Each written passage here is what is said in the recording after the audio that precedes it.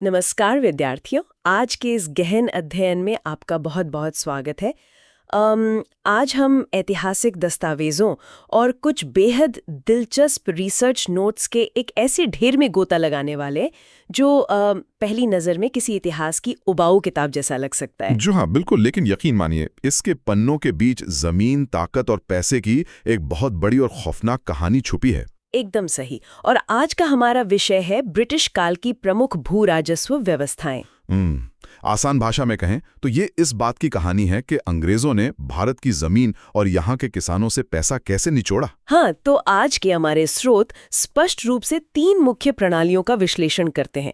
पहली है स्थायी बंदोबस्त, दूसरी रैयतवाड़ी और तीसरी है महालवाड़ी। देखिए, जब हम इन दस्तावेजों का अध्ययन करते हैं तो ये शब्द बहुत भारी भरकम लगते हैं। ऐसा लगता है जैसे हम कोई टैक्स मैनुअल पढ़ रहे हों। हाँ, बिल्कुल ऐसा ही लगता है। लेकिन अगर हम इनकी गहराई में जाएं तो पता चलता है कि ये महज सरकारी नीतियां नहीं थीं। ये वो तरीके थे जिन्होंने भारत की सदियों पुरानी कृषि व्यवस्था को पूरी तरह से तहस-नहस कर दिया। सही कहा। तो हमारा आज का मिशन यही है कि हम इतिहास के इन भारी भरकम शब्दों से डरने के बजाय ये समझें कि जमीन का असली मालिक कौन था और जो किसान पीढ़ियों से खेती कर रहा था उसके साथ क्या खेल खेला गया। जी बिल्कुल, और यही इन स्रोतों का सबसे दिलचस्प पहलू है। ठीक है, आइए इसे विस्तार से समझते हैं। सबसे पहले हम बात करते हैं स्थायी बंदोबस्त की, जिसे जमींदारी प्रथा भी कहा जाता है।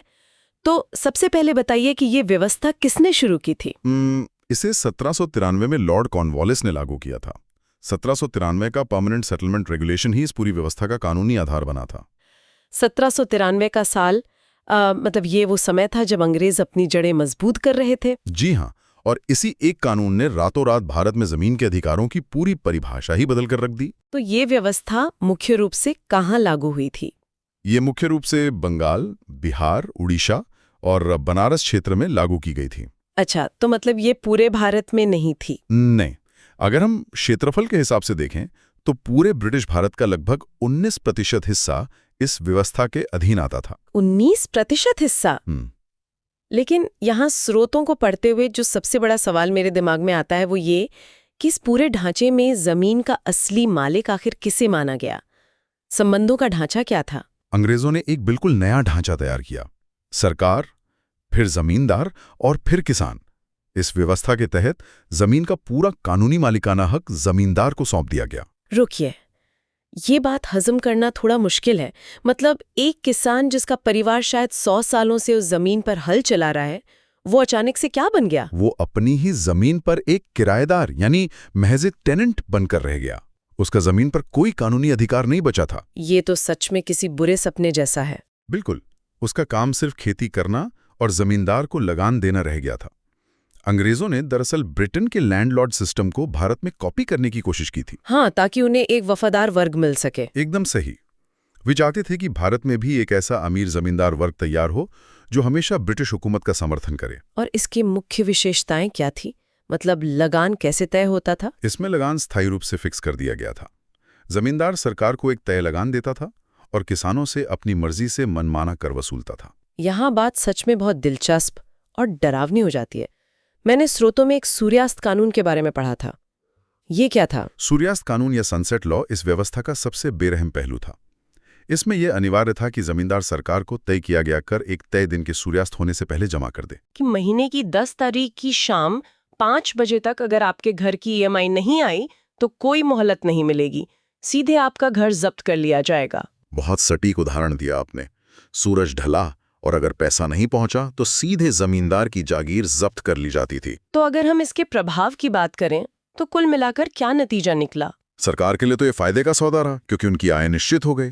जमींदार बहुत शक्तिशाली हो गए क्योंकि उन्हें सरकार को एक फिक्स रकम देनी होती थी और ऊपर का सारा मुनाफा उनका होता था। लेकिन किसानों का भयानक शोषण शुरू हो गया। बिल्कुल, जमींदार अपनी मर्जी से वसूली करते थे और किसान गरीबी के जाल में फंस गए। तो ये थी उन 19% इलाकों की कहानी। अब चलिए 1820 के दशक में चलते हैं, जहां एक नई बयार आई, रैयतवाड़ी व्यवस्था। जी, जब अंग्रेज दक्षिण भारत की तरफ बढ़े तो उन्होंने अपना पूरा गेम प्लान ही बदल दिया। इस नई व्यवस्था के जनक कौन थे? इसके जनक थॉमस मुनरो थे और उनके सहयोगी अलेक्जेंडर रीड थे। 1820 में इसे व्यवस्थित रूप से शुरू किया गया और लॉर्ड हेस्टिंग्स के समय में इसका तेजी से विस्तार हुआ। और ये कहाँ लागू हुई थी? ये मद्रास, बॉम्बे, प्रेसिडेंसी, असम और दक्षिण भारत के कई हिस्सों में लागू की गई थी। और अगर हम इसके क्षेत्रफल की बात करें तो ये सबसे बड़े हिस्से पर लागू थी? बिल्कुल, लगभग 51% क्षेत्र पर। आधी से ज्यादा जमीन इसी व्यवस्था के कंट्रोल में थी। इस बार संबंधों के ढांचे में क्या बदलाव आया? इस बार अंग्रेजों ने बिचौलियों को पूरी तरह से गेम से बाहर कर दिया। जमींदार का पत्ता कट गया और किसान यानी रैयत को ही जमीन का मालिक मान लिया गया। सरकार और किसान का सीधा संबंध। पहली नजर में सुनने पर तो ऐसा लगता है कि ये किसानों के लिए एक बहुत बड़ी जीत थी, जमींदार का अत्याचार खत्म। यहाँ जो बात सबसे दिलचस्प है वो ये कि कागज पर यह व्यवस्था किसानों के लिए बहुत अच्छी लगती है, लेकिन वास्तविकता कुछ और ही थी। मतलब ये सिर्फ एक दिखावा था? इसका सीधा मतलब ये था कि सरकार जब चाहे अपनी मर्जी से लगान की दरों में बदलाव कर सकती थी। तो लगान किस आधार पर तय होता था? लगान उपज पर आधारित था और इसी समय समय पर फिर से निर्धारित किया जाता था। इसका मुख्य उद्देश्य मध्यस्थों को हटाकर सीधे किसान से राजस्व लेना था। लेकिन इसके दोष क्या थे? किसान तो सीधे सरकार से जुड़ गया था। सबसे बड़ा दोष ये था कि लगान बहुत अधिक था, कभी-कभी उपज का 50 या 60%।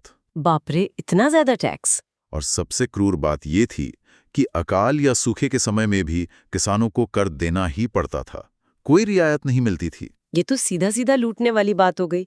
मतलब जमींदार नाम का बिचौलिया जरूर हट गया, लेकिन सरकार खुद ही एक महाजमींदार बन गई। बिल्कुल सही कहा आपने।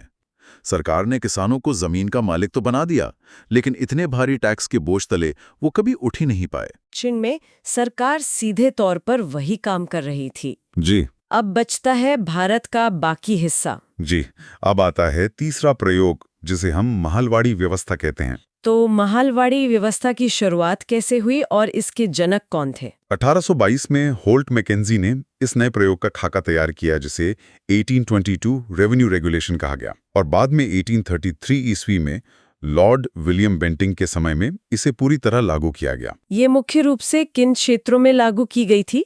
ये उत्तर पश्चिमी प्रांत, पंजाब, मध्य प्रदेश और गंगा यमुना दोआब क्षेत्र में लागू हुई थी। कुल मिलाकर ये लगभग 30% क्षेत्र में फैली हुई थी। यहाँ मैं स्पष्ट करना चाहूंगी कि यहाँ महल का मतलब कोई राजमहल नहीं है। स्रोतों से पता चलता है कि यहाँ महल का अर्थ पूरा गांव या एक बड़ा संयुक्त परिवार है। बिल्कुल, और इस बार जमीन का मालिक किसे माना गया, ये समझना बहुत जरूरी है।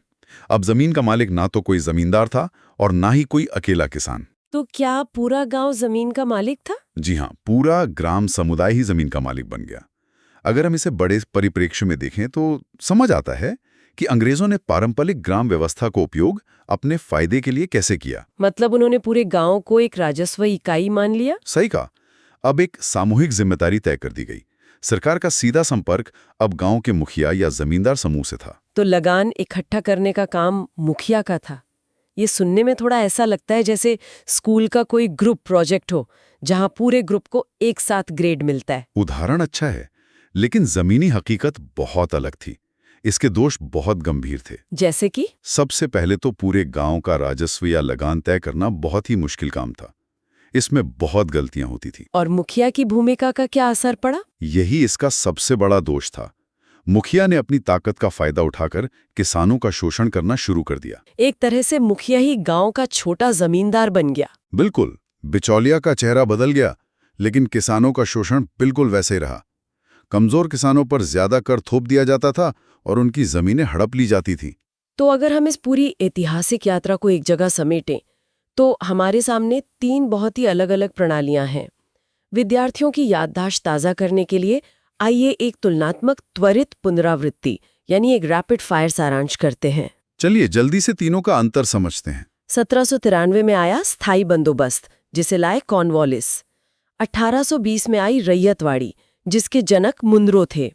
और 1833 में महलवाड़ी, जिसका आधार मैकेंजी ने रखा और बेंटिंक ने लागू किया। और अगर हम जमीन के मालिक की बात करें तो स्थायी बंदोबस्त में मालिक जमींदार था, रैयतवाड़ी में मालिक किसान था और महलवाड़ी में जमीन का मालिक पूरा गांव या महल था। संबंधों के ढांचे में भी साफ अंतर है। स्थायी में सरकार और जमींदार का संबंध, रैयतवाड़ी में सरकार और किसान का संबंध और महलवाड़ी में सरकार और गांव के मुखिया का संबंध। और क्षेत्रफल के हिसाब से देखें तो लगभग 19% क्षेत्र स्थायी बंदोबस्त के पास था, लगभग 51% क्षेत्र रैयतवाड़ी के पास और लगभग 30% क्षेत्र महालवाड़ी के अधीन था। इस पूरे सारांश को देखने के बाद एक सवाल उठता है कि आखिर ये सब इतिहास जानना आज क्यों जरूरी है? ये जानना बहुत महत्वपूर्ण है क्योंकि आधुनिक भारत के कृषि इतिहास और किसानों के शोषण की पृष्ठभूमि यहीं से शुरू होती है। मतलब आज का जो कृषि संकट है जी, उसकी जड़ें इन्हीं नीतियों में है। जी बिल्कुल। आज हम जिस ग्रामीण ऋणग्रस्तता की बात करते हैं उसकी शुरुआत इन्हीं व्यवस्थाओं से हुई थी। किसानों को नकद टैक्स चुकाने के लिए कर्ज लेना पड़ा और वे हमेशा के लिए कर्ज के जाल में फंस गए। तो निष्कर्ष यही निकलता है कि अंग्रेजों ने हर व्यवस्था में सिर्फ अपने राजस्व को सुरक्षित करने पर ध्यान दिया, चाहे तरीका कोई भी हो। एकदम सही। उन्हें सिर्फ अपने खजाने से मतलब था, किसानों की भलाई से नहीं। चर्चा समाप्त करने से पहले मैं एक नया विचार आपके सामने रखना चाहूंगी। स्रोतों से ये स्पष्ट है कि अंग्रेजों ने अधिकतम लाभ कमाने के लिए बिचौलियों का सहारा लिया। जी, चाहे वो जमींदार हों या गांव के मुखिया। तो आज के समय में जब हम विशाल वैश्विक अर्थव्यवस्था और बड़े कॉरपोरेट्स को देखते हैं, तो क्या हमारे आसपास भी ऐसे अदृश्य बिचौलिए मौजूद हैं? ये सोचने वाली बात है। जो आधुनिक किसानों या आम उपभोक्ताओं और मुनाफे के बीच एक वैसी ही दीवार बने हुए हैं। एक ऐसा सिस्टम जो कहता है कि वो सुविधा दे रहा है, लेकिन असल में सारा मुनाफा खींच रहा है। इस पर विचार जरूर कीजिएगा। ये बहुत ही गहरा विचार है जो हमें इतिहास से निकालकर आज की सच्चाई से जोड़ता है। तो विद्यार्थियों, यही थी ब्रिटिश काल की 3 प्रमुख भू राजस्व व्यवस्थाएं। इन्हें समझे बिना हम आज के कृषि संकट को पूरी तरह नहीं समझ सकते। इस गहन अध्ययन में शामिल होने के लिए बहुत बहुत धन्यवाद। अगले पाठ में हम इनके सामाजिक आर्थिक प्रभावों को और गहराई से समझेंगे।